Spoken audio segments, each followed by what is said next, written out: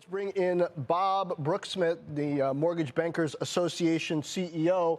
Welcome, Bob. When's the last time potential buyers were under this kind of pressure with inventories low, prices stubbornly high, rates now high and going to be there for a while? Well, first, thanks for having me on. And yes, it is a troubling time simply because the supply is so low. You have a lot of people who might be willing to move for a better school district or a growing family or whatever the case may be, but a lot of them have mortgage rates that are down at 3% or even lower, and they're reluctant to give those up for today's rate, which is about 6.5%. So there are plenty of borrowers who can afford a new home, but some people aren't able to get over the hump and sell their house and get rid of that low mortgage rate. And there's some new fees at the same time, right? But people perhaps misunderstand who's paying more and why.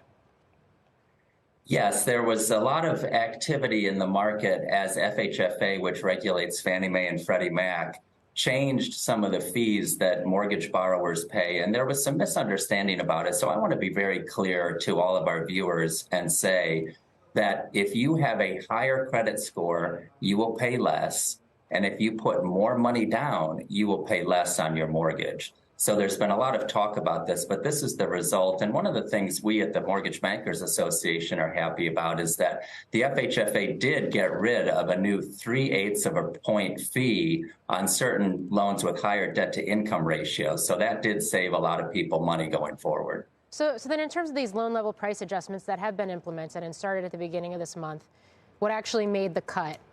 How does it speak to either the current economic environment or the current policy environment? Well, from an economic point of view, there were some changes made in order to get to this place where you pay less if you have a better credit score and you pay less if you make a higher down payment.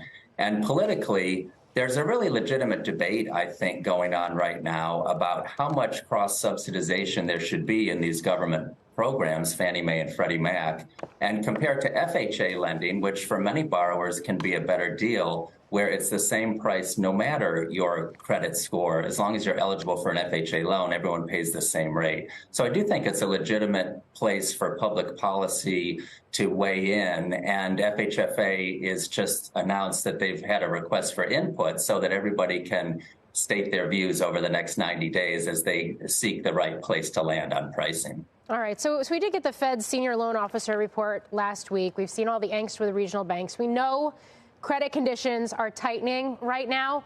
What are you seeing? What is your outlook for the rest of the year?